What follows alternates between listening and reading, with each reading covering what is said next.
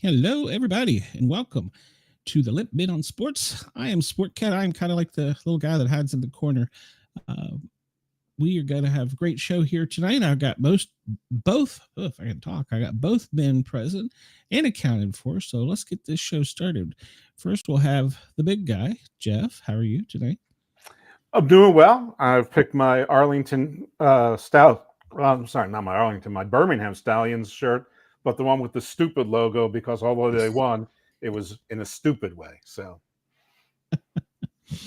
Well, I, I don't know what to tell you. They played Memphis, right? yeah, It was closer than it should have been. So I do know that. much closer than it should have been. But actually, it was Memphis versus St. Louis. So, yeah, Okay. Birmingham played DC. So, That's right. That's what it went lightning delay. That's right. Yeah. right.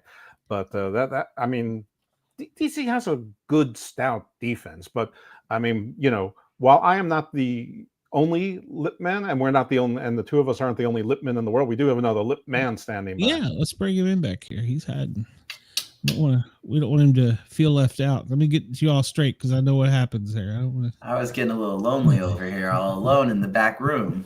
Yeah, don't disrespect. How are you, I mean, last week I'm rolling all over his chance to plug social media because I got too much going on and can't keep three thoughts in my head without forgetting them. The fourth one, so my bad.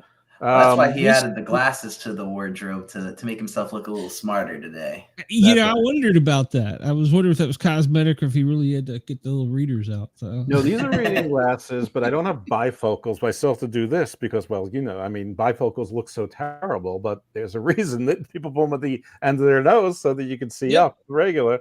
Yeah. The problem I'm experiencing right now is that my handwriting is awful, and even though I can see it more clearly. All I can see more clearly is that I can't write worth a darn. Didn't you go to school for that? Just curious. I did, but it was like, what am I? We're like the same age, so it was like 100 years ago, something like that. Yeah, you're right. Hey, I forgot, by the way, we do have a live call-in. I forgot to plug for everybody that is wanting to call in. 1-888-88-YERGZ. That's 1-888-88-YERGZ on your phone pad. And the Lipp Men will be more than glad to answer all of your UFL questions. Not me. I'm just going to hide down here. Oh, no. You're on. You watched some of the games this week. You're part of this. And your UFL sounded a little bit like UFO. So you're handling all those. It's true. So, all right. Well, Uncommon Soul is here. And so we already got one. We got one. So that's all right. One is the loneliest number, but with us, that's 4. So that's good. That's true. Let's see if you can still do math. You can't write, but you can do math. So right. Thank God. All right. Well, listen. First of all, hold on. I gotta fix that. Sorry, I'm pushing button. That's what I do down here. I know, and I keep forgetting you do actually edit the podcast so that we don't have to worry about like speaking nonsense and always speaking just to make sure there's no dead air there. Oh yeah. I'm looking forward to that software to eliminate that the cuss words. So. Good. So I can say whatever I want today. That is correct. We are not on FM. We are on internet radio, YurgsRadio.com. If you can't tune us in by YouTube, you can, or actually, I think we're on YouTube Music. You can go to YurgsRadio.com and catch it. So you bleeping can. I got a button for that somewhere down here, but I never use it. So well, bleep, yeah. All right, all the cursing we can do. Well, it's UFL week 4, and football season goes really quickly, and this is a 10-game season, so we're sort of at the midway point-ish of it. We're sort of at the St. Louis of midway, I'd say, if you use the United States as a metaphor, the gateway of midway, anyhow. And with one exception, I think the teams have pretty much told us who they are for the most part. And the one exception is a team that I was on and off the bandwagon, and it's San Antonio, and I just can't figure them out. But that's not the first game. But I saw that look of, I'm not so sure about that. Not so fast, senor. So what do you got to say about that, Jake?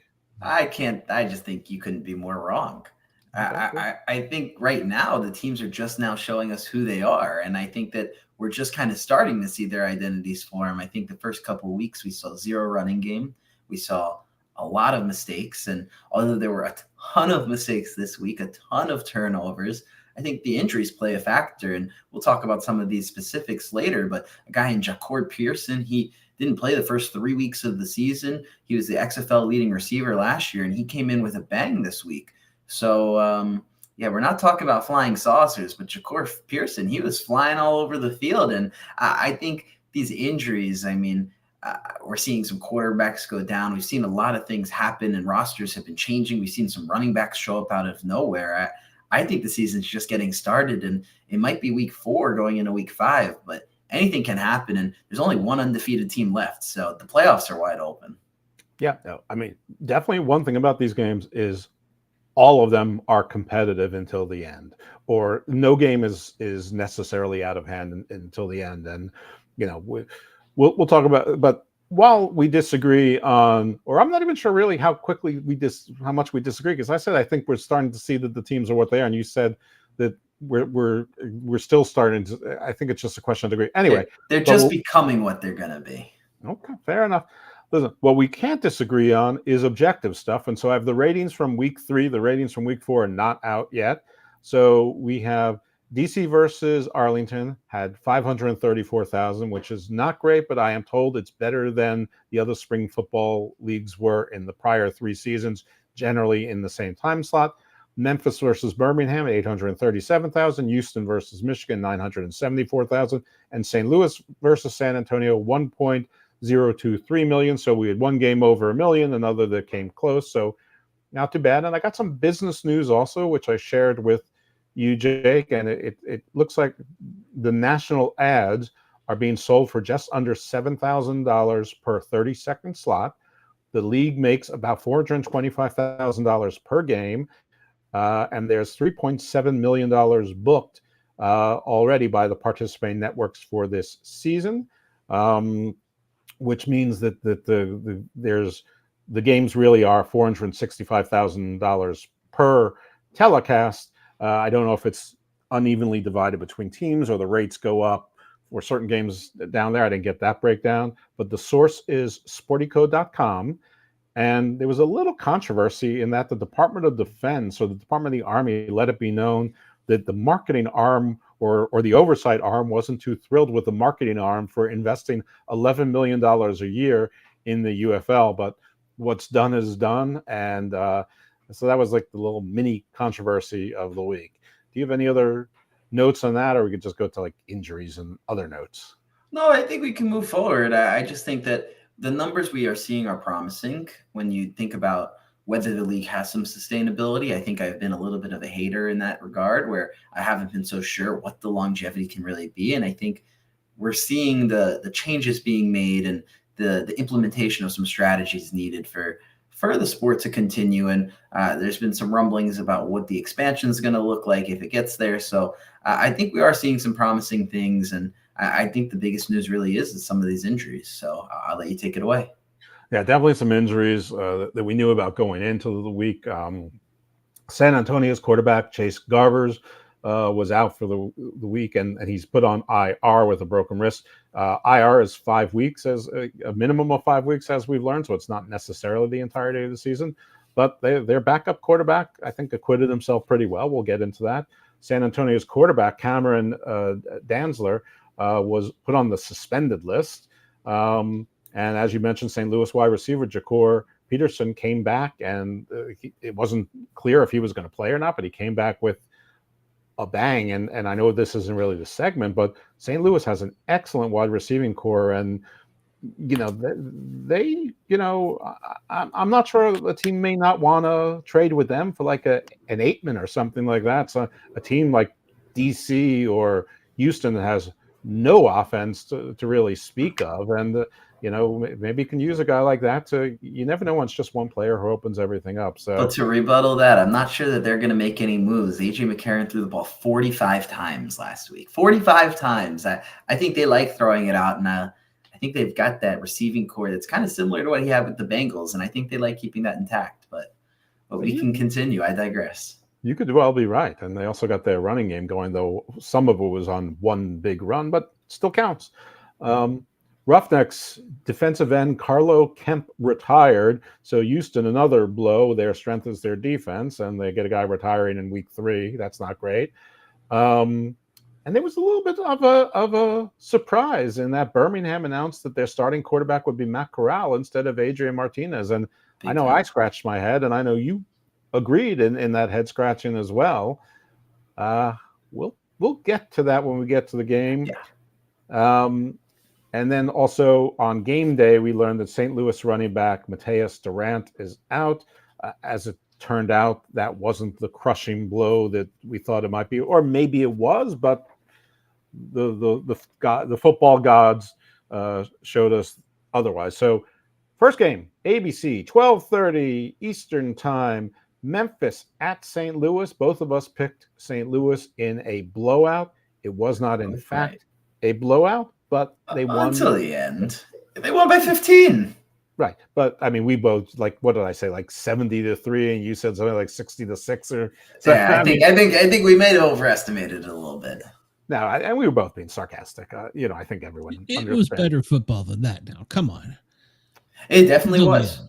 Up until the end. Yeah, up until the end it was. So. And I think the fact that we should mention more than anything was that this game had the most points scored in the first half so far. So I thought it was shocking, being that it was like 17-14, and that was the most points scored by an individual team and for a total half. But we're setting records here in the UFL. Good numbers. And speaking of good numbers, St. Louis, a home game, they drew 31,757. Pretty I mean, obviously the league top. Pretty respectable St. Louis. They lost 10,000 fans between their last home game. Right, but I think the St. Louis Cardinals were playing the same time. So you could look at it as an excuse. You can look at it as legitimate. I respect either point, but still, they are far away. And it was loud there. What's that? It was loud in that stadium. They definitely have home field advantage. Yeah. Now, Cook has got the start. He keeps getting hurt, but he keeps getting back in. He's very tough. I'm not really sure how good his team is around him. Obviously, the offensive line seems to be porous. We've talked about Cookus, and I don't want to spoil anything just yet. But the game started with St. Louis on offense. They had a pretty efficient drive, but it stalled with a field goal, and then Cookus threw a touchdown to your guy, Papelli. Yeah. And then Darius Shepard then had a 60-yard kickoff return right after that, and then Sailors got a TD pass, and he's a running back, but that's fine. And of course, the streak continues. Both teams missed their extra point attempts, so it was 9-6 St. Louis. There was a defensive interception back to the 41-yard line. Then there were 2 defensive penalties. So they got sent back to their own 2-yard line, or they advanced to the 2-yard line. And the running back Gallman had a rush TD, his first this year. Former Giant, former NFLer, sort of a forgotten man, but he got in from 2 yards out. Yep, and it was about time, because a guy with that pedigree and that running style, I mean, in short yardage, he should be getting in the end zone every time. Great. And then you know what else happened? A 2-point conversion was made to who we were just talking about, Aitman. So at this point, it's 17-6. We get then St. Louis has a mixed field goal, which broke the streak of 20 consecutive field goals made for all UFL kickers. So, I guess a pretty good streak overall, but I'm sure the St. Louis kicker didn't feel so great about, breaking that one. And, we talked a lot about the kicker succeeding last week, and I don't know if it was luck or if a curse began, because it did not continue going the way that it had been for the early parts of the season. All across the league, there was a lot of struggle in the kicking game. I mean, we saw punts getting blocked, missed field goals, so a bad snap. I mean, it was a little bit messy. But how's it going, Shay? Oh, hi, Shay. Cheyenne, that's our secondary producer and I think all around extraordinaire helper person. Cheyenne is my paranormal assistant. She does everything. Paranormal assistant. You're a paranormal assistant, so you're very possessive. Yeah, I'll share. No, that's not. You'll share Shay. That's all right. nice little rhyme there. All right, so then we get a rush TV from Darius Victor for the Memphis side, and they had a 2-point conversion to their tight end, big number 83, Surratt. Remember his name because later on he drops a bunch of passes. I just told you why to remember his name, so now you don't forget it. It's now 17-14, but Memphis then gets a defensive interception. They run it all the way back to the 15. Things are looking great, but it's a field goal, 17-17. St. Louis responds with a field goal, 20-17. Then we get that bad punt, which shanks and only goes to the 46 line. But I have to point the defensive end, his name is Feeney or Feeney Jr. or Feeney the second. He was terrific. He was dominant that whole game. He was all, yeah. Tell us a little bit about him because I know you know everything about everything. He's just a big bruising edge rusher with some good speed on him. He's always down to make a play, and he made a couple of them this past week. And I think overall their whole defense made a bunch of plays. But I'll let you finish the game, and then we'll go into some specifics. Well, you know what? The thing is, everyone is down to make a play, but not everyone does it. So he does it. All right. So there's an offensive penalty with a chop block. So there's a drive that survives, and that's pretty lame over there. But and the commentary went at great lengths to tell us that the coaches basically are training football players to give like NBA blocks where they just sort of stand there, so the old pick and roll. But no, this guy was basically doing a tackle. Anyway, it didn't hurt because St. Louis ended up with a TD pick to your namesake, Jake Sutherland. Extra point was missed, of course. But first it was ruled as good as McCarron ran in and used his speed, which apparently he got from his mother. She claimed it as she and his wife and kids were in the celebrity box or the sky box. By the way, his wife's a looker. Very who is Trump's former White House spokesperson who never spoke to the White House, never spoke to anyone? Maybe it was Melania's Hope Hicks, I think. Very Hope Hicks. All right. He had good pick, good stock there.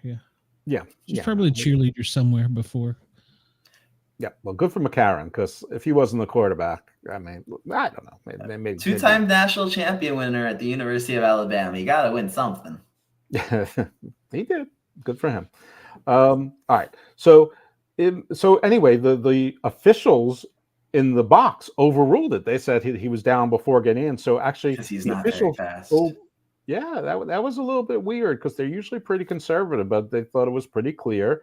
Now, it's weird because I had noted that because of the math involved, I would have gone for 2 because this would have made it a 11-point game, and I'm like, well, why not just make it a 12-point game at that point, or I'm sorry, it would have made a 10-point game,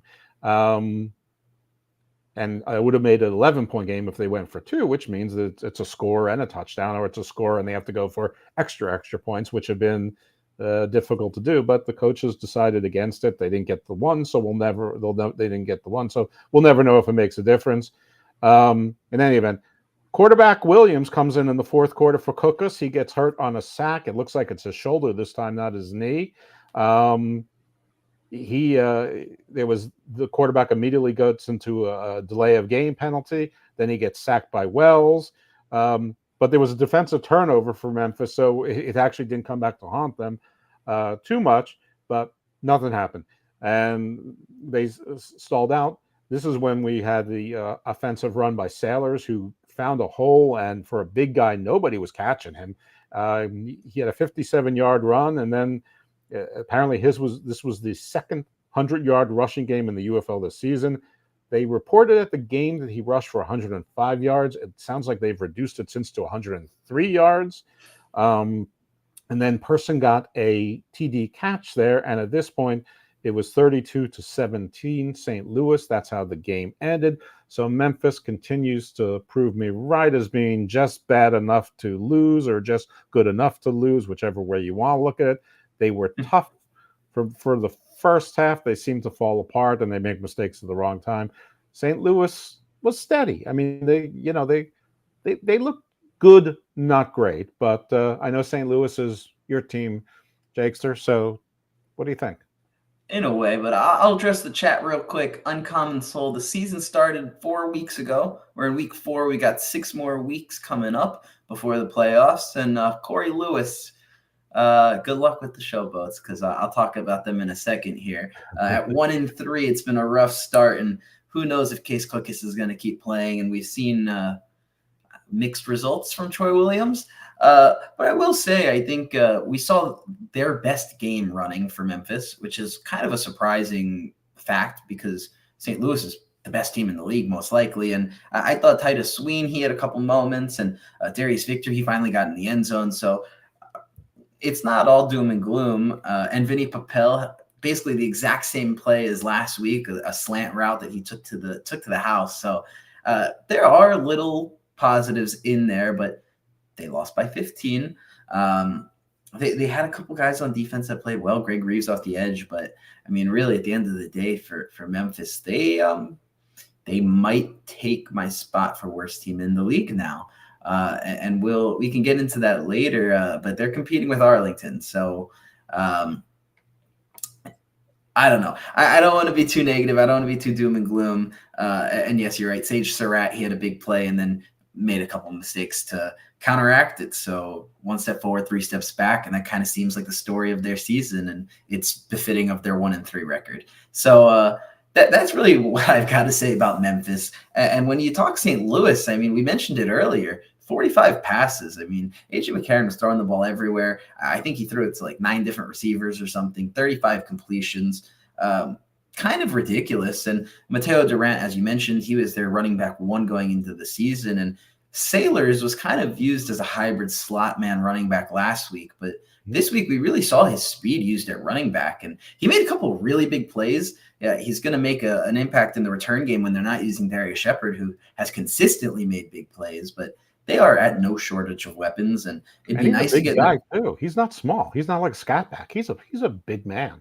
Yeah, but I mean, for a receiver, he's a slot guy. He's not a big outside receiver. And for a running back, he's a big running back. So he's kind of in that hybrid. And I think they're going to use him as such. And even with the loss of Durant, they've got Gallman, they've got Sailors. And as we've mentioned, they definitely have the best receiving core. I mean, between the 6'6" Marcel Laitman and Hakeem Butler, Darius Shepard and Jahcour Pearson, both able to play both inside and outside. I mean, they've got weapons on weapons on weapons. And then Jake Sutherland, he's always good for a big play. And my favorite thing about Jake Sutherland is you see him going down the field on punts and making plays on special teams. So, and I believe, if I'm remembering correctly, early in the game, he went down and put a hit stick on the return man and forced a fumble too.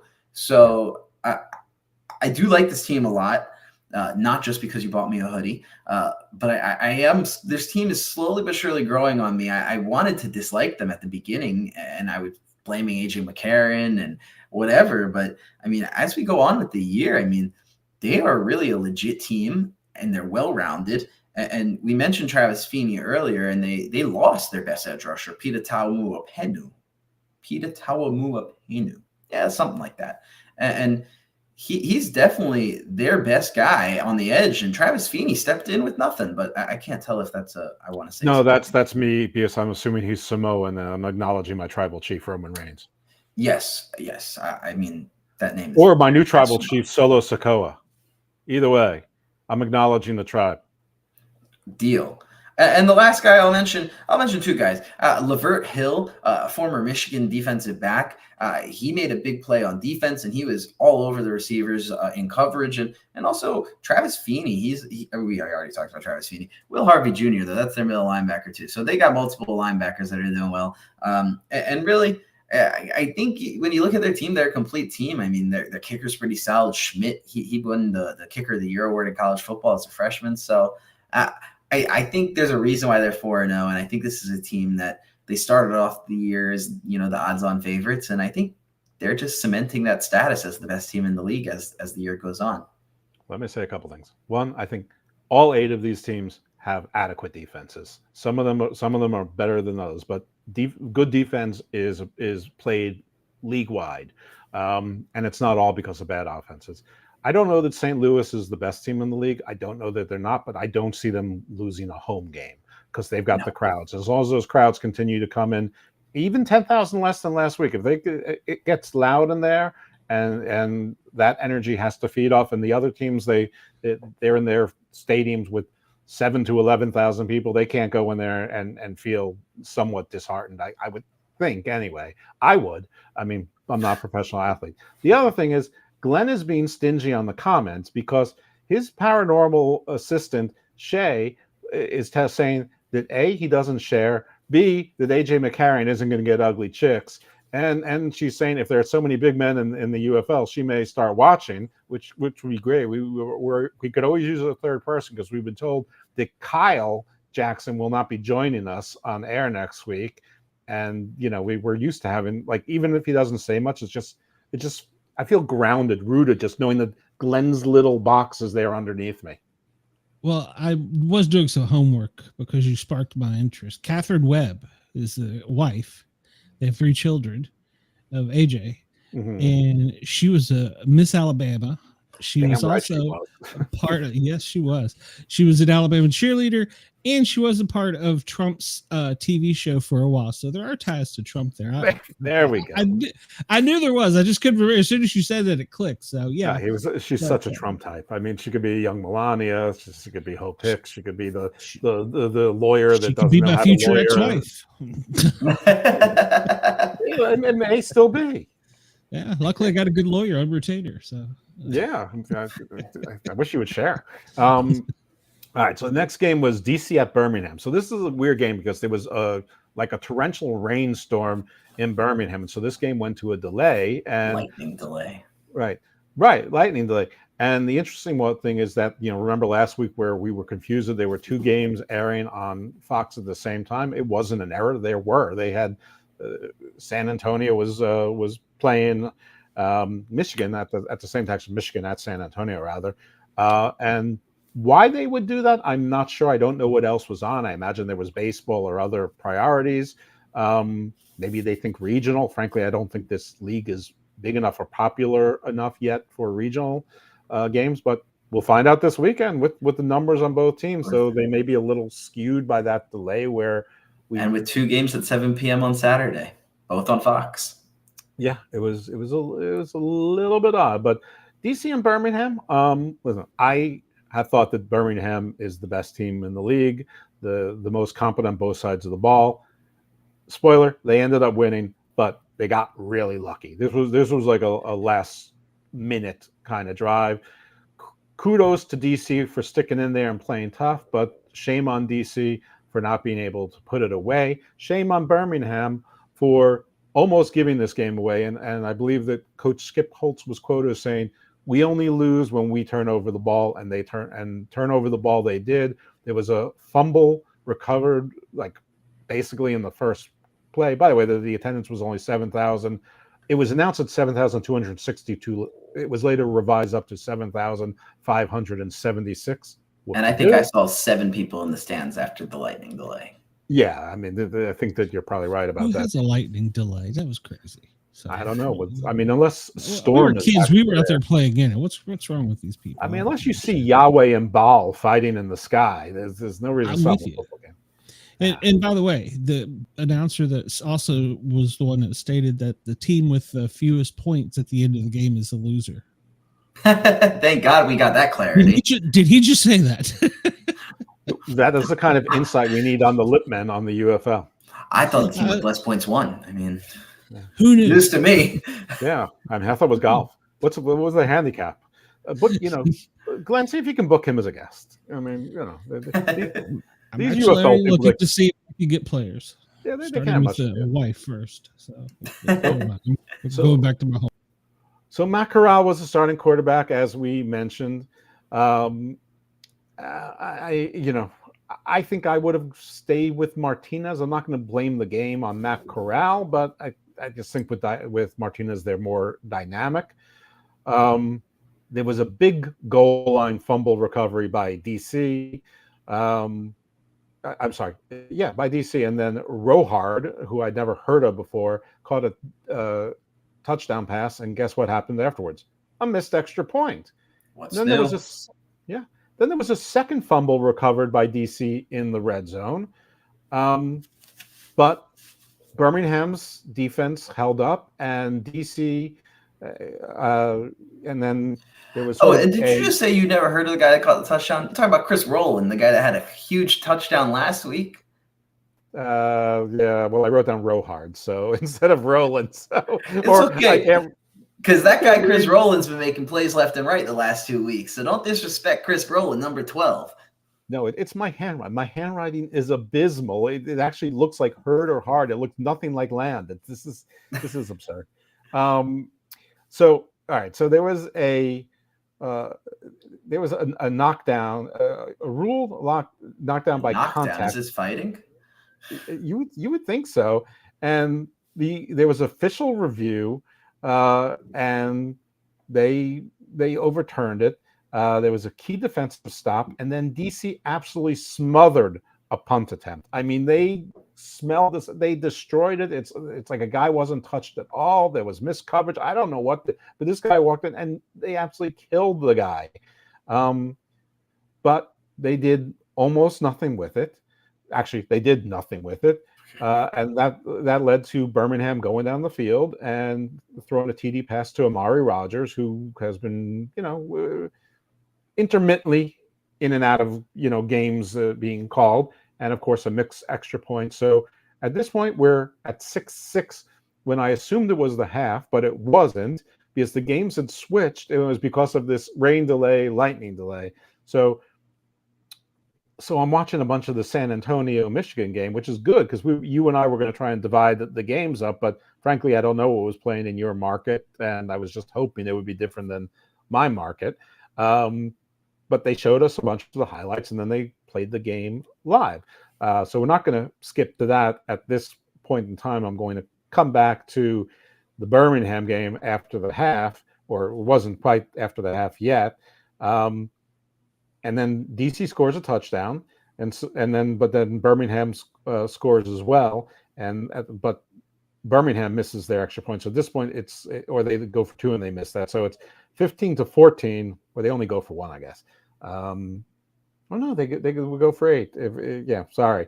DC must have got a couple field goals. So it was 15-4, and this is all very confusing because of the. And there was a safety mixed in there as well. I mean, on a bad snap for the punt, and the punter just fell. I mean, that was a sloppy game. Very sloppy, and my notes are even sloppier than usual because there's another game like in the middle of the page, because that's how I do things, because I think that when I see my handwriting, I'll recognize it, even though every week I prove that that's not the case. So we get a field goal with under 4 minutes left, and it's 17-15 Birmingham at this point. Then there's another big kickoff return to the 48-yard line, which leads to a field goal, which, that's DC's sort of the lesson of DC is they don't make touchdowns. They make field goals mostly. And as you said, there's a safety in there. So like their defense is doing their part, and their special teams are doing their part. And so you think it's going to be the end, but no.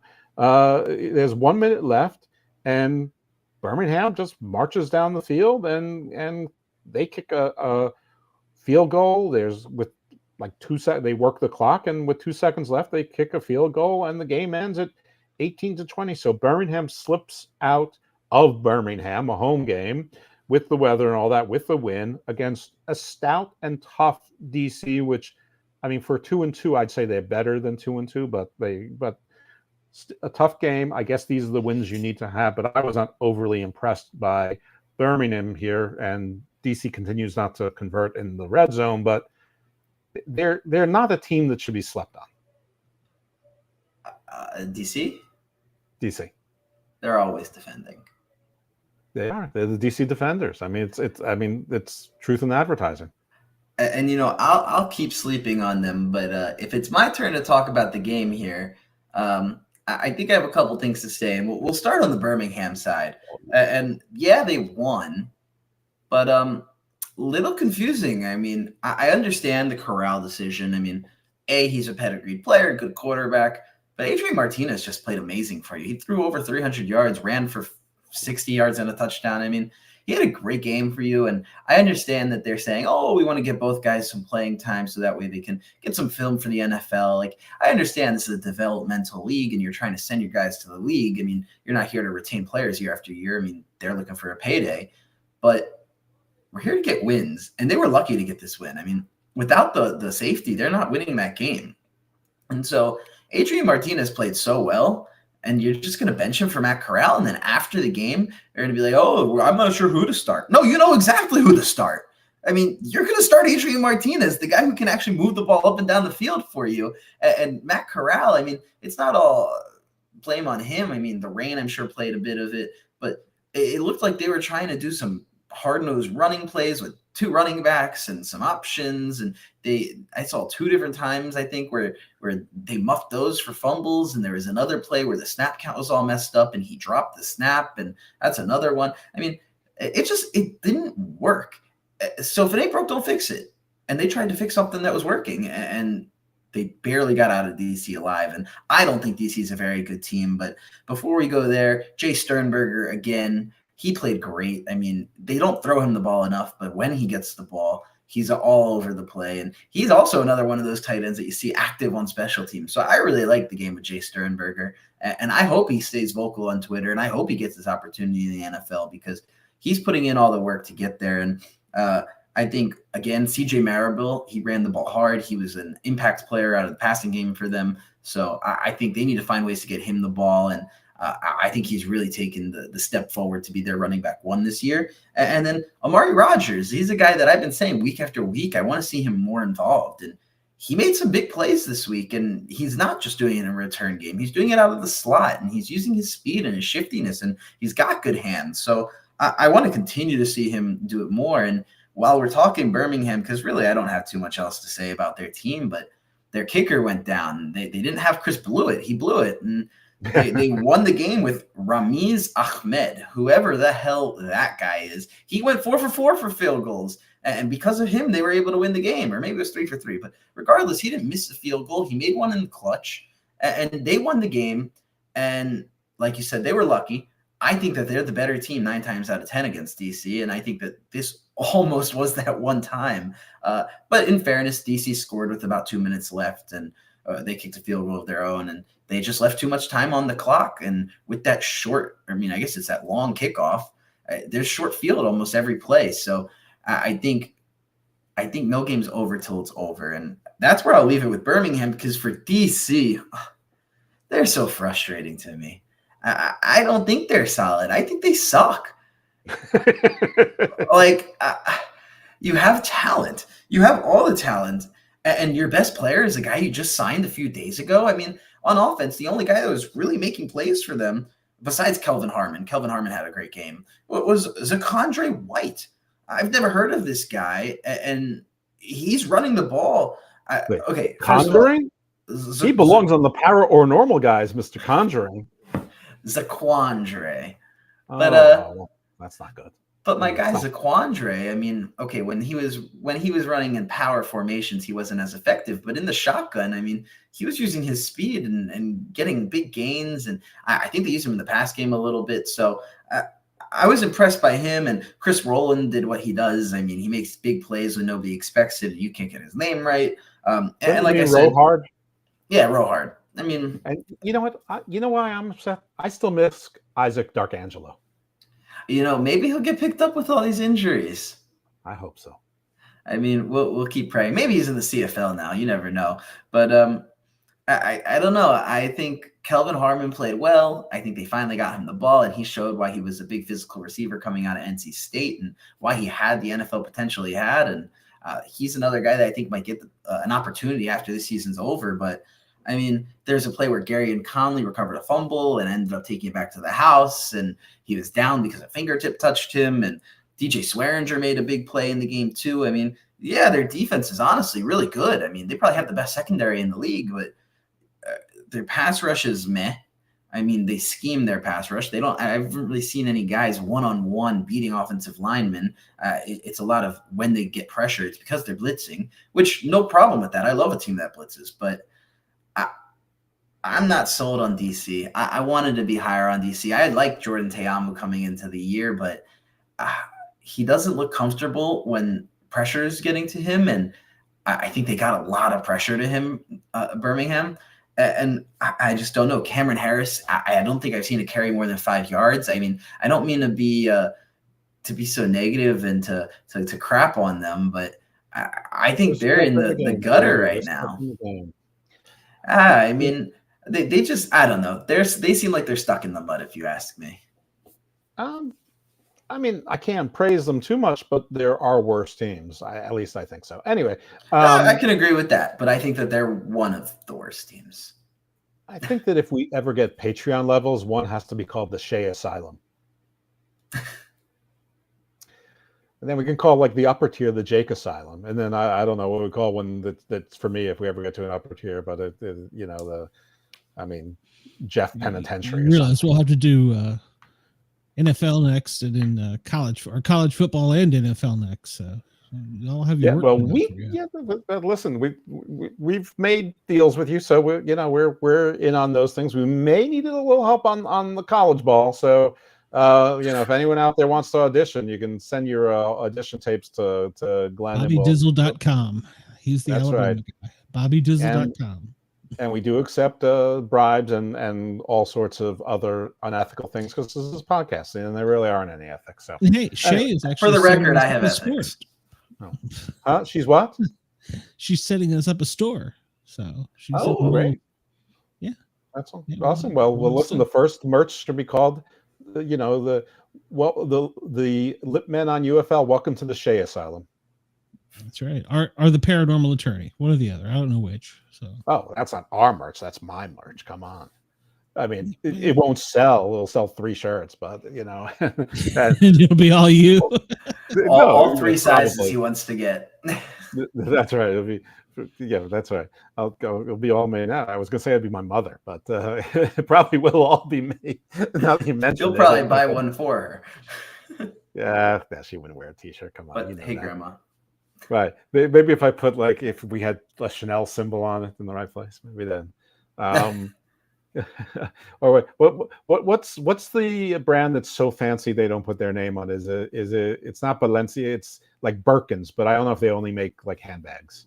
But so they're so fancy they don't even bother with the name. Only like the super rich people recognize them and know what they are. So it's like one of those things that like you have to be in the club to even know that you're in the club. Clearly, I'm not in the club yet because I'm lost. The only reason I know about this club is because I watch The Real Housewives of Beverly Hills, and I always have, and I always will. So that's how I know this. All right. So I'm sure that our UFL audience doesn't have a whole lot of crossover with The Real Housewives of Beverly Hills, but if you do, follow me on Icarus Fell MD, or if you really want to enjoy yourself, follow me at Evil Dose and Garden of the Doom, because I have had a 4-day run that is crazy. And everyone's like, you're grifting. I'm like, grifting? The only thing I'm getting out of this is carpal tunnel syndrome. What are you talking about? It's like grifting. Do I have to make $1 for something to be grifting? Anyway, enough about my adventures in Twitter, which isn't a thing. It's called X. So anyway, listen, I didn't see the entire San Antonio game, but I can tell you that San Antonio beat Michigan, and I formally said that Michigan was the second most complete team, or might have been the second most complete team that I had seen. They obviously weren't here in San Antonio. San Antonio has sort of given up on because they're a little bit unpredictable. They played well, not great, well with their backup quarterback.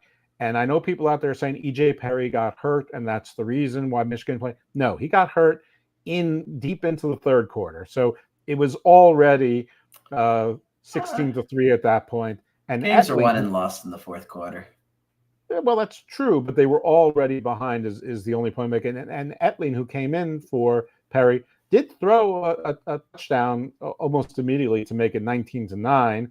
Of course, he then also threw an interception, and San Antonio ended. Yeah, he fumbled too. Yeah, I mean, he was very backup quarterific. I'm just saying that EJ Perry wasn't handling the game much better before that happened. I hope it's not too serious because EJ Perry, despite not having a great game and San Antonio playing a pretty good game, not impressive though. 19-9, not exactly an exciting game, but still nothing's out of hand. Without that interception, who knows? I picked San Antonio, so I picked Michigan, so this was obviously a loss for me. Jake, you picked San Antonio. Yeah, we're not going to talk about our text conversation where I asked if I could switch my pick because that never happened. I don't know what you're talking about. And San Antonio, pretty good crowd. I mean, 11,251. So West Texas, basically matched all of Central and East Texas combined. Not exactly, I'm exaggerating, but Texas, honestly, Texas, you have 3 teams in this league, and all 3 of you combined are beat by St. Louis, which, week after week. Yeah. And St. Louis is a major league town, but Houston's a bigger major league town.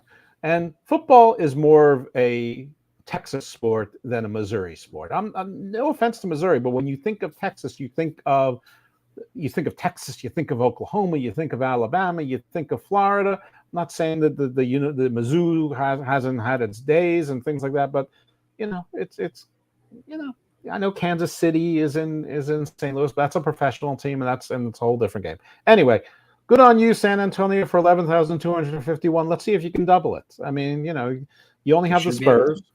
Yeah, absolutely. The weather's getting nicer. Your team is interesting. I mean, I'm not ready to say that they're good, but they're interesting. It's like a box of chocolates. You never know what you're going to get each week. So I don't have much to say about this game because I was confused for the first 4 minutes, figuring out why am I seeing different uniforms? What the heck is going on here? And then realizing it wasn't highlights and it was live. I just saw it was halftime highlights. So, I had a rough weekend. I don't even want to talk to you about why, but rough weekend, and watching these games on the couch, riding sideways, didn't do me any favors or you any favors. So I'm going to turn over to Jake because the quality is about to be leveled up. Well, I try my best, and I was missing Anthony McFarland this week, the University of Maryland product, and you didn't mention Maryland as a hotbed for football. I mean, Maryland, low-key, is up there in the top 10 for athletes that they're putting into the college ranks. So that's a big-time football state as well. Shout out to the Owensville Eagles. But with that said, I actually was very impressed with Quentin Dormady. I got his stats here. He was 23 of 37, so that's about 62%. And he threw for 269 yards, a touchdown, an interception. I mean, for a backup quarterback, missing his starting running back, I thought he played a great game. John Lovett, they finally got my boy Lovett listed the ball, and he did pretty well. I mean, he ran hard. He was involved in the passing game. And I think, especially since they didn't have, oh, God, what in the world? We're making underwear now? Yep, that's going on the screen. Yep, I mean, wow, that got my attention, so it got everybody else's attention. And if you're watching right now, thank you. I mean, NBA playoffs, NHL playoffs, baseball. I mean, there's a lot going on. So thanks for spending some time with us today. But Monday Night Raw is about to start. They're going to queen a new WWE Women's Champion and a Battle Royal lazy booking, but it's still going to happen. Yeah, and with all that said, I mean, let's talk about that Quentin Dormady to Marquez Stevenson connection. They played together in college.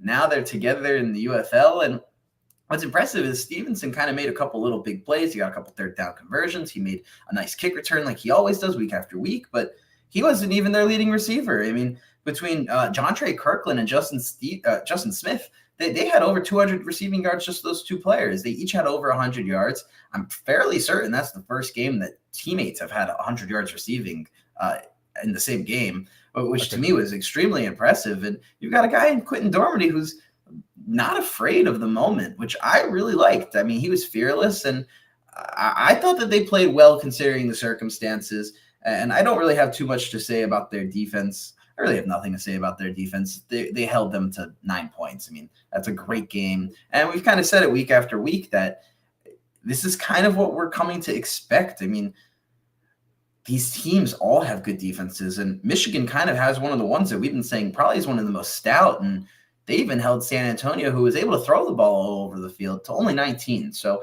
I think that shows you partially the level of sloppiness that happened in this game and partially the high level of defense that's going on in this league. And I think when you look at Michigan, I mean, yeah, their defense played well, and I mean, Kainaku had an amazing interception in the end zone, and Breland Speaks had a couple big plays, and whatever, they had their plays, but I'm enamored by EJ Perry, and it's very sad to see him get hurt. I mean, this is a guy who he's able to run with the ball and make plays, and he makes good decisions when he throws the ball. And he's a tough SOB. I mean, when he went down, like the commentary was like, oh, he pulled his hamstring, it popped, and he kept playing.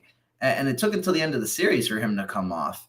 And even then, he tried to run off the field, and you could tell he was in pain. So yeah, he jogged off the field. I was wondering what he was thinking.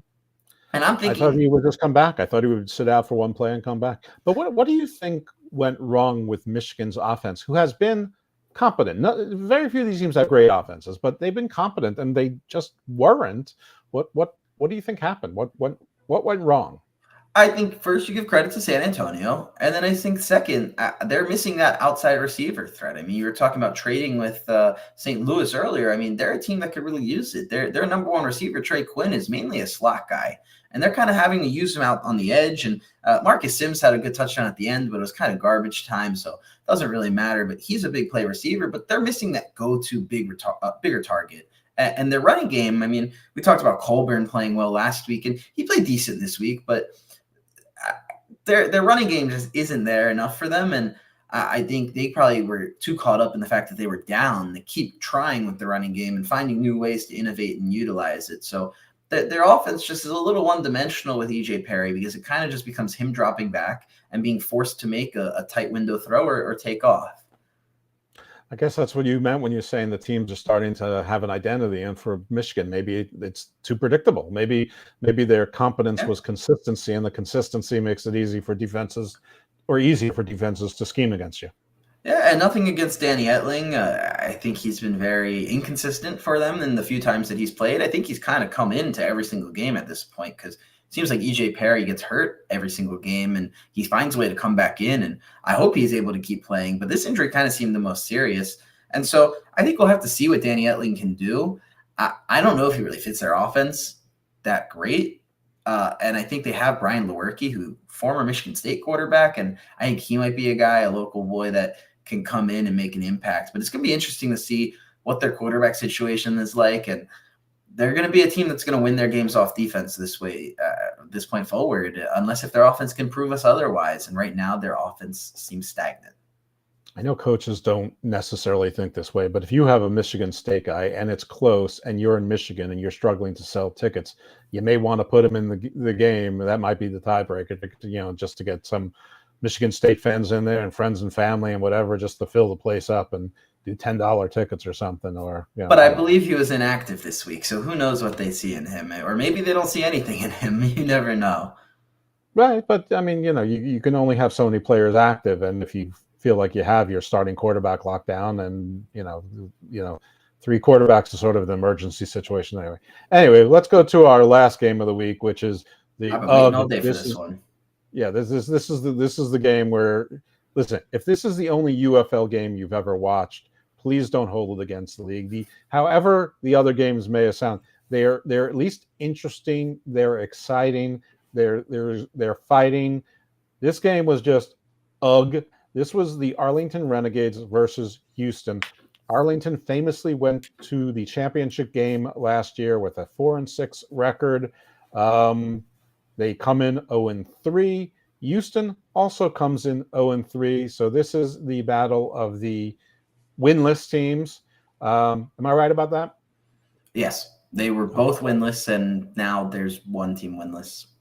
And now Houston managed to scare up an attendance of 7,179. Again, Texas, I don't know. I really thought that, I mean, with all the people you're complaining about coming over your border, just give them tickets to the football game. I mean, it can be like that movie Sea of Love. At least you can find them around them up if that's what you're looking to do. But maybe you fill in the stadium. I don't know. Some guy was telling me, and Norm Kaiser, I'm sorry, I have to call you out, but on the Everything Football group, because he's always got something smart, and he blamed it on the beer prices being too much, $12.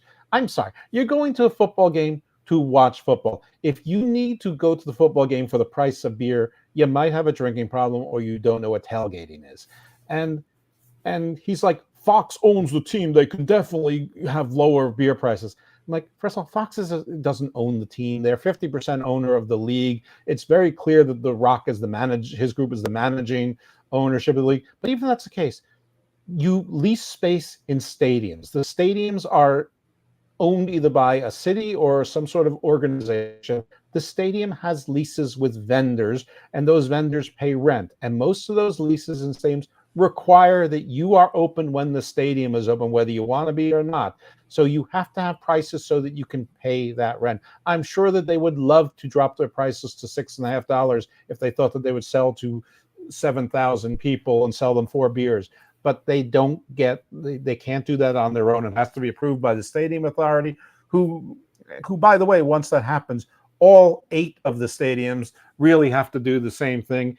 And why wouldn't vendors ask for that in other games too, or other low attendance things? It's one of those things where you don't make the rule because you don't make an exception to destroy the rule because the rule is working well. So I'm sorry, Mr. Kaiser, that's just not the way the world works. And I'm sorry that the price of beer was too high for you. Beer stinks anyway, generally. I mean, you're getting the worst beers in the world out of a football stadium. You get Bud Light and Coors Light. Come on. It's not like you're getting the Stone Cold's Broken Skull Ranch beer. Give me a hell yeah if you want some Broken Skull beer. Actually, I've never had it. Sorry, Stone Cold. Anyway, what were we talking about again? Oh yeah, the game. Football game. Right, that's it. So this is Arlington. Luis Perez, ballyhooed quarterback. Reed Sinnett getting his start for Houston. So terrific. Arlington has a very early, or gives up a very early fumble recovery, which gets a fumble recovery, which they turn into a field goal. Again, that's the same old story. Big play, field goal. And then Perez, basically Reed Sinnett throws an interception, and Perez also throws an interception after his wide receiver slips. So this one probably wasn't on him. It wasn't a very good pass to begin with. We get an interception in the red zone, which on Houston's side, which they only turn into 3 points as well. So it's 3-3 at this point. There's an interception, which the Arlington coaches challenge and lost the challenge rather. So they had no more timeouts for the rest of the game. This is in the first half, over a bizarre coaching choice. So it seems like, is this Stoops? Is he the coach of this team? We're talking Houston? Arlington. I'm going to confirm for you in a second. Yes, you're right. Yes. Stoops and Chuck Long. Yeah. So that was a bad call. And last week we had a minor disagreement that you think Stoops is a good coach. I think he was a good coach in college and hasn't really done anything outside of college. And he benefited from that Oklahoma tradition and that wishbone and just power football. But anyway, we don't need to rehash that because this was a battle of not very good coaches. Anyway, on the Houston side, Butler had a TD catch, and they actually converted a 2-point conversion. You had Thompson, who had a rush TD, but of course a missed extra point, which tends to be the point, the usual routine here. Arlington did have a TD catch by Burnett, of course, mixed extra point. And this game quickly went from 11-3 to 17-3 to 17-9. Houston also lost a challenge on a pass interference call, which again was a strange thing to try to challenge that there wasn't a pass interference penalty, and they lost a timeout and all challenges. But they still had a timeout left. We're in the fourth quarter, and apparently Arlington is 0-3 when they're ahead in the fourth quarter. They have lost the prior 3 games when they were ahead in the fourth quarter, which is not so unusual in this league, but seems like an unusual stat generally. So they're actually not ahead. They're behind this league, this game going into the fourth quarter. So will their fates turn? Well, maybe Houston does their part to help them by having a missed field goal early on. But then we have Perez. He's the victim of drop passes, not just in this drive or this quarter, but the whole game. There were a ton of drop passes.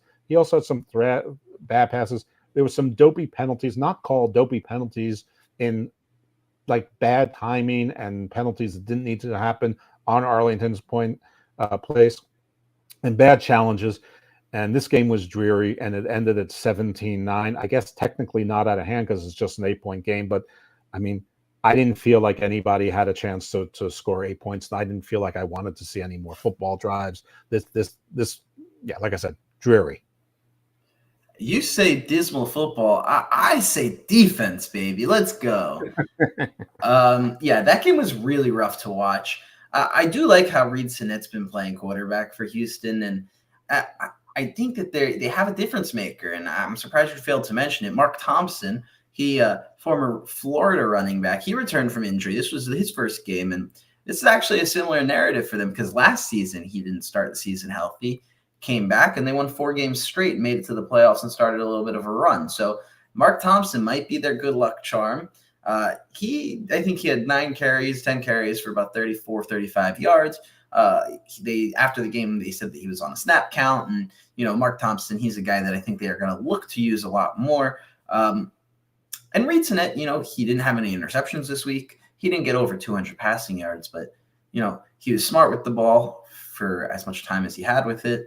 And yeah, I mean, there's not too much to talk about when it's offense. I mean, TJ Pleasure, that's my guy. He had a decent game. He's going to have a lot of snaps get taken away from Mark Thompson. And Brandon Bowman, the tight end, he actually had a good game for them. He made a couple of different plays for them down the stretch. I think J.J. Molson, the kicker there, he's been having a great year. He took a little bit of a step back. And Molson's a good beer. I mean, I thought you just said beer sucks. Well, there are exceptions to every rule. Okay. Well, in the name of things sucking, Arlington. I've been wanting Luis Perez to succeed all year. And I've probably been the first one to say, let's not see this 2-quarterback thing. Let's let Luis Perez get in a rhythm. I might change my narrative, and I don't like it. I don't know if you can see the regret and remorse in my voice, but I think it's time to give Lindsey Scott a chance. I mean, you drafted him number 1 in the draft. Use him. I mean, and you mentioned it. Bob Stoops had his most success as a power running team. Well, let's modernize that running game. He's a running quarterback. Let's use a lot of the option. Let's use a lot of those wishbone concepts, but just don't do it under center. And let's see what this guy's got. I mean, there's a reason why he went number 1 in the draft. You picked him because you didn't want anybody else to have him. So let's show why you took him. I mean, and I don't think he's been perfect when he's come in, but I mean, they could not find a way to get Tyler Vaughns the ball this week.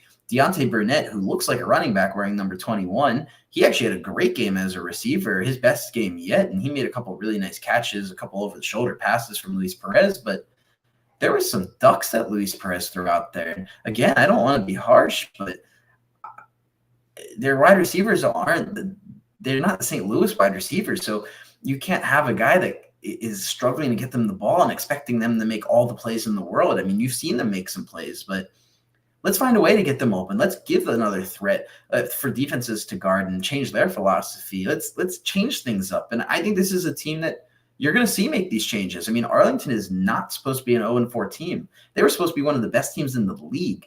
So if it's not next week, it's got to be the week after. I mean, I wouldn't know what they're doing if they don't make the switch at quarterback. And I don't have much nice to say about their defense or the rest of their offense. So I'll just go ahead and say Marquette King, the former NFL punter. He's a very entertaining guy. I mean, he had a couple boomers that they got some airtime, they got some distance on them, and they helped change field position. And that's really the nicest, best thing that I saw coming out of this game in my analysis. I mean, there's a reason why they're 0-4, and I just don't understand why they haven't made any changes yet, because it just seems like they're running into a brick wall game after game after game.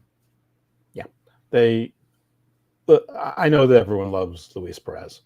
I'm not ready to say that it's all him, but I'm not ready to say it's not him either. He didn't throw the ball very well. I mean, it's like strange. Like they seem okay except for on the outside, but you can't win football games if you have no outside game unless you've got Jerome Bettis, running up the middle there for you, getting 5 to 7 yards every single time. And they don't. No team does. Sailors is the closest thing. Maribel maybe on some games, but those are the only 200-yard rushing guys in the entire league.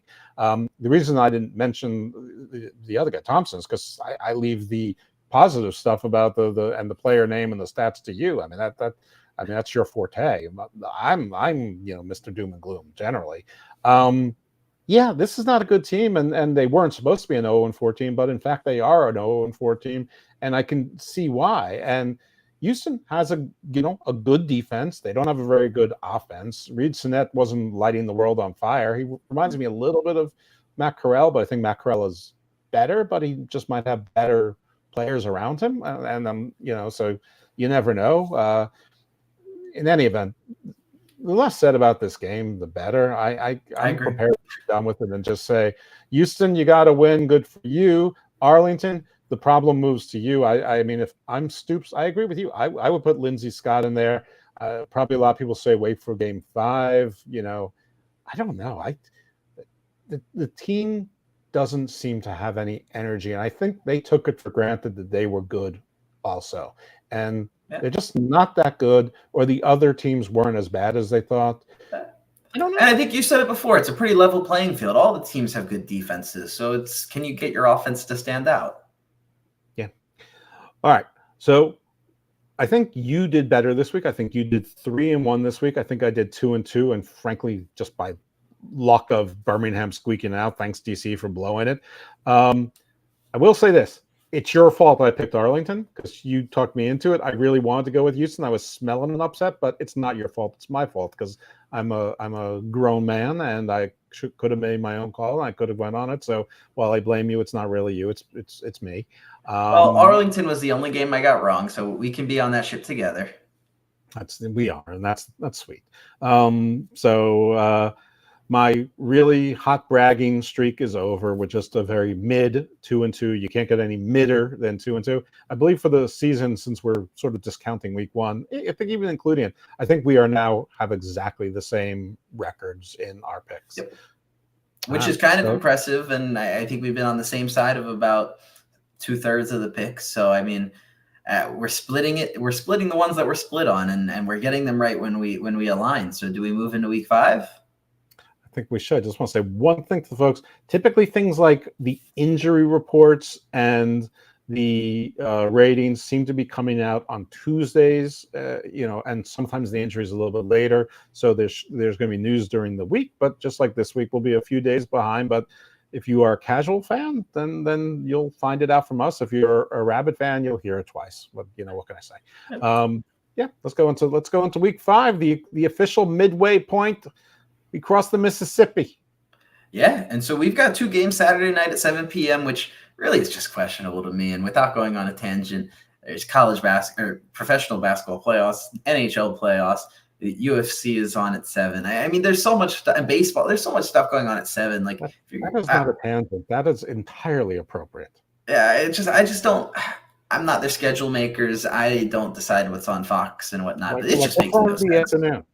Is there anything going on in the afternoons? And there's a lot less. And I know they have day-long basketball and day-long hockey, but if you're going to throw 2 games on simultaneously, I mean, nowadays with YouTube TV and all these other services, people are doing multi-view anyway. So throw it on when these games are going on, separate the 2 games, and let people put the UFL on one side of their screen and the NBA playoffs on the other. I mean, I just feel like they're limiting their audience by doing what they're doing. Yeah, they're split it in half. I mean, so again, it's way too early in this league's history to be splitting your audience in half on purpose, unless they really aren't all that concerned about it this year. They've already sold all those ad spots, and maybe they are. Maybe everybody is committed to a 3 to 5 year plan, but that's very unusual on TV for you to have everyone committed to anything. If something else that's cheaper or better comes out, I mean, there could be a professional pickleball league, which is something I didn't hear of until about a year ago. And right. So, and since it's so popular, maybe they'll put that on Saturday afternoons, and they figure they can, pay a whole lot less for it and get 412,000 people to watch it. And since they pay 1/3 of the amount, that's good enough. Yeah, and that's definitely something I can see being a possibility. But with all that said, we'll talk about game one in Arlington, Texas. Our favorite team, the Arlington Renegades, are taking on the San Antonio Brahmas, 7 p.m. Fox Sports. I'll start here. I don't care who's at quarterback. I hope they put Lindsey Scott in because I think that makes it a little bit more of an interesting game. I even think if Luis Perez plays, they keep it somewhat close. But give me the Brahmas. I like Dormady. I thought he actually played very well. I like the Brahmas defense. I like Wade Phillips' swag as he came off the field celebrating his win. Give me Wade Phillips. Give me the Brahmas. I think it'll be a close game, but for purposes of predictions, give me the Brahmas like 23 to 14, something like that. They'll win by a little bit more than a score. I don't understand the Brahmas. I just don't. But I do understand the Renegades, and they're just bad. I'm going to go with the Brahmas also. Home doesn't mean anything in this league except for St. Louis. Agreed. And so as we move to the next game, sharing the same state, the same time slot, and the same network, 7 p.m. Fox Sports in Houston, Texas, we've got the Birmingham Stallions visiting the Houston Roughnecks. Take it away. I'm going to go with Birmingham. They eked out a win against DC. DC and Houston are extremely similar teams. DC is a little bit better than Houston, maybe more than a little bit. And I think Birmingham learned their lesson. I don't know if they're going to pull the trigger on putting Martinez back in there. I strongly advise it if anyone is listening to me. But just sneaking out of DC, you should listen to yourself. I mean, I don't think Corral's a bad quarterback, neither do you. But Martinez adds a dimension to this team to make it an exciting offense in this league. They have everything else going for you, and you have a dynamic quarterback instead of sort of a guy who's a prototypical sort of statue of a quarterback. And you have a tough defense who, they just got to win, so they're probably, feeling their oats a little bit now, and they're going to be coming after you. I have Martinez who can run and can make plays with his legs and his arms. So I would go with Martinez. But no matter who's behind the center, or I'm going to go with Birmingham on this one and have them continue. Go, stupid little donkey horse logo. I can't believe this is the shirt I bought. I mean, it's a stallion. I mean, if this was a stallion that showed up at Pimlico or the Preakness or I think they would just shoot it on site and turn it into paintbrushes and glue.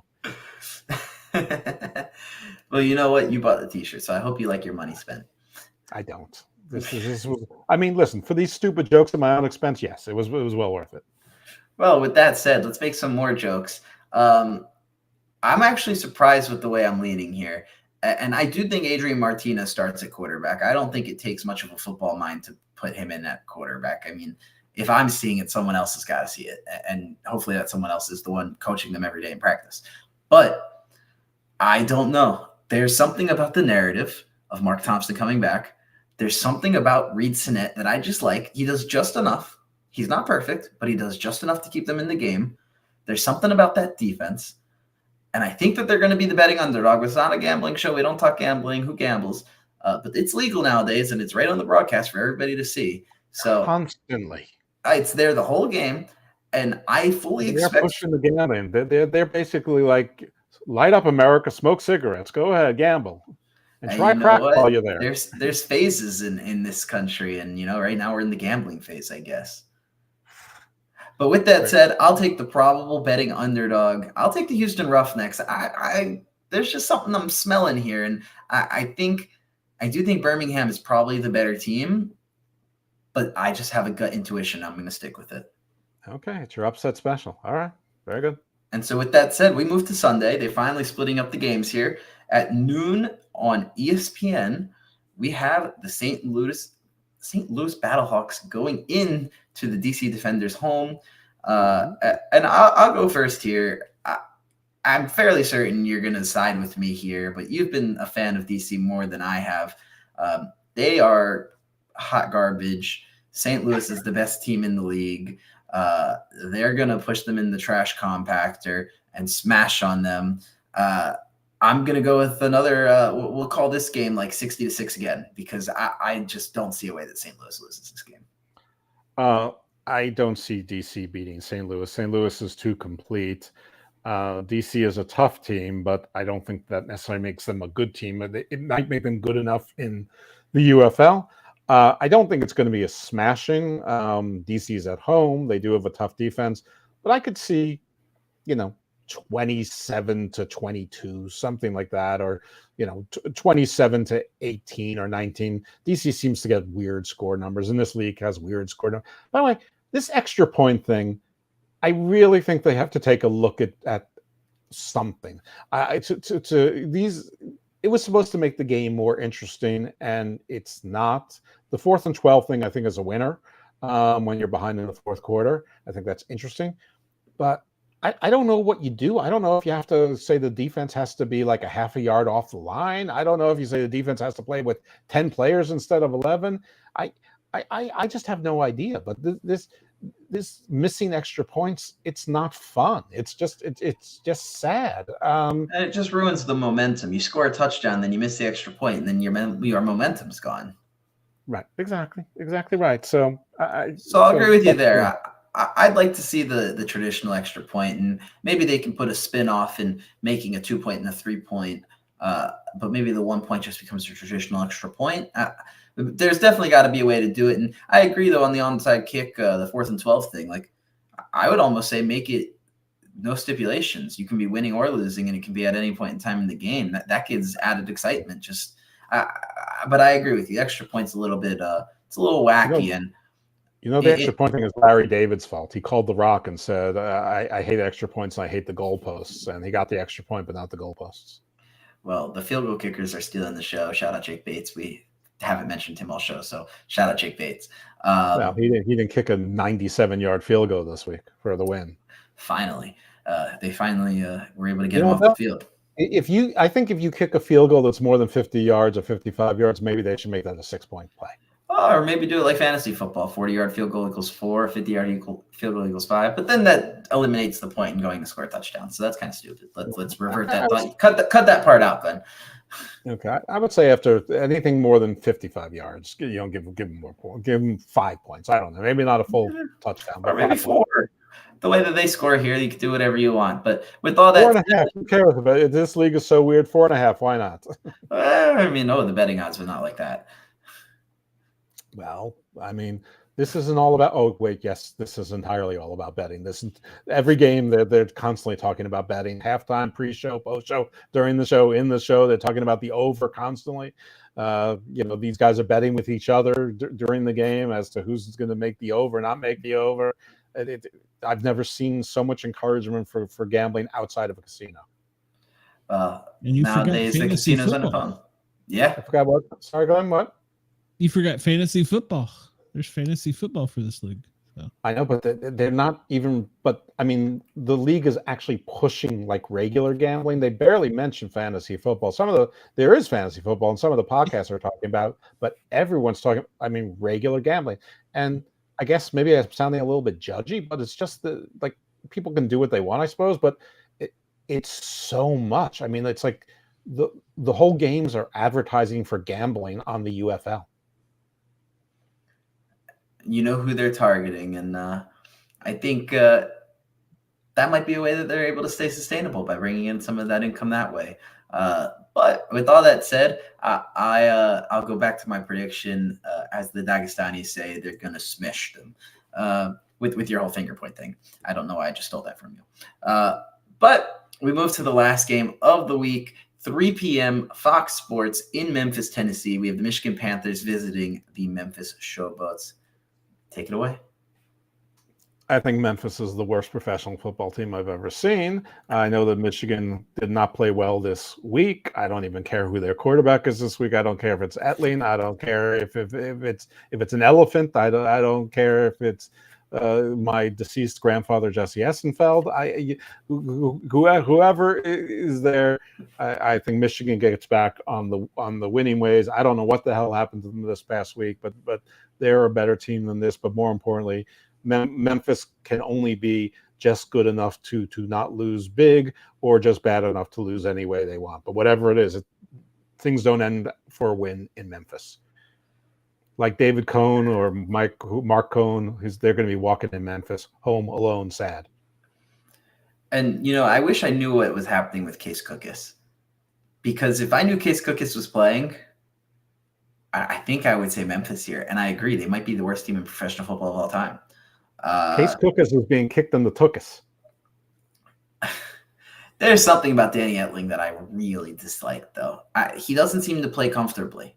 It's always a turnover. It's always a play that goes for a loss. And Danny Etling, I'm sure you're a cool guy. I'm sure we could be friends. Please don't take this the wrong way. But I don't like the way this team plays with Danny Etling. And I barely like the way that they play with EJ Perry, but EJ Perry can kind of sell me on it. But I just don't see EJ Perry playing this week. It looked like he tore his hamstring. I think Danny Etling's wife compared to EJ McCarron's. I would think very different because AJ McCarron won 2 national championships at the University of Alabama. Well, what did Case Cookus do? I mean, he was probably pretty good at, where'd he go, University of New Mexico or something? Let me confirm that real quick, because I honestly, that sounds right, but I can't tell you off the top of my head. I know one of these guys went to like Northern Arizona University. Yeah, I knew one of these guys went for North Arizona State or some, somewhere out there. With that said, we talked about earlier how the Michigan's offense is struggling, and I think they're going to be on the struggle bus. I do think Memphis's defense, like everybody else's defense, is adequate. And I think that's all they're going to need. Give me a Vinny Papelli touchdown in a low-scoring game. Memphis Showboats win it. I think we're splitting 2 different picks this week, so this should be fun to see how the records turn out. All right, they're going to showboat. They're going to then show out. So, all right, that's great. Shay is going to make us some naughty merchandise. I think she might be sweet on you. I don't know how old she is or if she's single. I know how old you are, and I think you're single. So, as far as I know, I'm single. Yeah, well, there you go. I see. I was right. I know how old I am, and I'm definitely not single. So there we go. Glenn, how about you? Well, I wasn't really on board with the underwear, but it seems to be a thing. She sent me pictures all day of it, so. Well, they can be boxers. Boxers are cool. I'm not suggesting we have tidy whities or anything. I think they're boxer briefs. So. Yeah, still better than tidy whities. I mean, at least in my. And I think the paranormal attorney is absolutely a winner for anything. If she puts that on underwear, I'm sure somebody will buy it. So, you think? I'm not so sure. That would be a paranormal customer. But hey, listen. If anyone buys underwear for the paranormal attorney, I will personally thank you. Handwritten letters only. That's it. You're gonna autograph. Well, handwritten letter, you won't know what it says. I think that's been proved. You'll have no idea. It'd be like Akkadian. You'll need to run it through AI and see what it comes out as. No, I'll shout you out on the show, and then maybe send you a little message on Twitter or something. Thanking you. If it's the paranormal attorney, we'll work it out though. If it's the Lipp Men on UFL, maybe Jake and I will sing a duet. One on each. Never mind. I don't know if anybody wants to hear or see any of this. So with that said, you can follow me on Twitter at Jake_Lippman. Yeah, that's all I've really got to plug out. So you guys do your thousands of plugs. Here's the funny thing. This is a slow week for me because tonight I'm taking the night off from the Raw review, but you can watch it after 11 on Popular Review Wrestling. Thanks to those guys, they let us sit on their sports network for 4 weeks or whatever. And I have the week off on Toonie Talk Wrestling, but check that out also because John Draper from sometimes Wrestling Soup, but also Spitball Media, which used to be known as Break the Apocalypse on. He's hysterical, does great impressions, and he's actually Kevin Castle's shoot brother, for those who don't know it. And for those who like some of the horror podcasts, his brother is Mike, and he's got a podcast, and they're all in the music or have been in the music scene in some way, shape, or form. So check out Toontown Wrestling. As far as me, there should be, I might drop a Garden Views midweek, but Glenn, you just had the guest on Friday, so maybe I'll wait another week. Who knows? But it's Mike Hammond, the Chicago homicide detective. I don't know what's going on with Garden of Doom. Maybe it's you folks, but whoever it is, I've gotten a big spike in listeners. So if it's you all, thank you. If it's not, check out Garden of Doom. Garden Views is on the same feed. I don't know if it's like 10 people just binge listening to, because no show is particularly exceeding any other, and other shows are like gaining numbers, like old shows are gaining listens, like things that are like 3 years old are showing up in the top 30. But whoever you all are, enjoy. Whoever you aren't, get on board and enjoy. I promise you, in Garden of Doom, no matter what you like, there's something there for you, and there's something that you're going to find that's new and learn that's new. Hammerlock Hangover, that's my wrestling podcast, wherever you can find podcasts. We just dropped an episode yesterday, or this morning maybe. And is this week the 27th? Yes, it is. Yes. Okay, so the first episode of Garden of the Superior will be an Unpopular View Entertainment, either 11 or 11:30 a.m., and this show is going to be on Freya. And I've been doing a lot of research on Freya because I'm confused. Is Freya Frigg? And Freya has a twin brother, and I got confused about that. But after learning about Freya, the thing that came to mind was that Red Hot Chili Peppers album, Blood, Sex, Magic, and Sugar. So if that intrigues you, you want to learn about Freya, Vanir, maybe Odin's wife, maybe lots of people's wives, maybe Aphrodite, who knows? Find out. That's more than enough, I think, right? Twitter? That's a lot. At Chris Fell, I think I already said that. I think I already did my Twitters earlier. So, it's right under my head. It's right on my arm there, this one. So you think by now I would have this down where I would have my plug set up. It takes time. It's been over 4 years. Here. Yeah. Well, we will be back next week, so that's one place you forgot. Yeah, we're here, same time, same place next week. Thank God you guys are here. 7 p.m. Monday nights. That's it. Yeah, I'm a walk, just like the UFL. I'm a walk and fumble. Well, if anybody's interested in finding me, which I highly doubt, Tuesdays and Thursdays I'm spending some classic rock. Sometimes, I've been actually kind of disco for a few days now. Yeah, music director crazy. So you can find me on. I have a trivia question, Glenn, for your. Let's see if you know this. Okay. Same song, two different groups did it. Major hit on the same album, and disco is your clue. Oh wow. I'd have to think about that. I don't know. Saturday Night Fever, More Than a Woman, the Bee Gees, and Tavares on the same album. Both right. major hits. You're right. And that's where disco started. It was Saturday Night Fever. That's a good trivia question, huh? You can use that. You can give that as a prize. Maybe some paranormal underwear. Yeah, I'm going to pass on the paranormal underwear. But Tuesdays and Thursdays, www.thethinlinerockstation.com.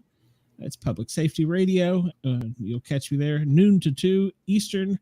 Then we have the Paranormal Guys. This Wednesday night, we have a shaman, and I'm really not sure what to expect. So he says that he's the crazy, amazing J shaman. So we'll see what that's about the first hour. Then we have a war veteran that's coming on to tell his near-death experience and his recovery and back to health. Joel, he's on there. Friday. What day is it? Friday. Wow, I'll actually be in Florida. But the Grin and Guardian gang has got a guest on, and they're talking about police life again, police work, how traumatic it is. Another retired detective, and of course, we're going to talk all things public safety. And then Saturday, I will be drinking at a beach bar somewhere, listening to the Misfits. And this week we have two comedians on. The first hour is Luke. And then the second hour is Christine. So check them out. It's going to be kind of cool. And then we're back to you guys next week. Sounds busy. Yeah. Wow. Everyone's a star these days. I'm planning on just kind of, I won't find a beer since I've been talked out of it now. But I'll find an adult beverage and hang out on the beach somewhere for a few days. So that's where you'll find me. Can't go wrong. Kind of a big deal. So, I'm sure everyone will be buying you drinks. You say that. It's funny you say it. Last time my wife and I went somewhere, somebody said, "You're the guy from the Paranormal Guys." Me? So, yeah, it was really odd. They thought I was staying there because it was a haunted motel. So we ended up having a great conversation, and I will actually go back to that hotel. So, yeah. It was because it's haunted. My wife said she heard stuff, but I didn't. I think it's just an old hotel. It's built in like the 1800s, so it used to be an insane asylum. So I fit right in. So, did you ever hear anyone say in his mansion in Riley, that Cthulhu quietly sleeps or gently dreams? No, I heard some snoring. That was about it, but that was from the wife. So. Okay. It Now was all you quiet know, except you know what I was talking about, right? you're doing an incantation, right? No, that's H.P. Lovecraft's the Tale of Cthulhu, or the Call of Cthulhu. Sorry, the Call of Cthulhu. Well, I'm still a chant, right? Or calling Well, in. yeah, it is a chant. You were right. It is a chant. Yeah. You gotta be careful. So that's Bobby Dizzlebutt calling in UFOs in his backyard. Interesting story. So. Well, we all like UFOs. This is the Paranormal Network, so that's par for the course. But listen, we Jake and I said, hey, we're definitely going to go over an hour and a half this week because like these games, there's not much to talk about, and here we are at an hour and a half, just babbling away. Well, you guys do have good banter, and you do go back and forth well. So, and I'm learning this game. So are we. I'm trying to follow the University of Tennessee players or the players from Virginia, Tennessee, but it's okay. Now apparently I'm following players' wives. So you got to follow something. Yeah, that could be an interesting hobby. Yeah. Oh, unless you guys got anything else, we will get out of here. Yeah, man. I am good. I like I said, I've had a rough few days. I'm good. I'm good to go to bed at 8:30. I'm fresh out of words. Wow. A lawyer that's ready to go to bed. Jake, you went to law school by any chance? Absolutely not. Oh, okay. But I sit at a computer all day looking at numbers, so that's equally as exhausting. I sit at a computer all day listening to voices in my head, so unfortunately, he's one of them. You guys have a wonderful week. I will talk to you soon. See ya. Thanks, everybody, for tuning in.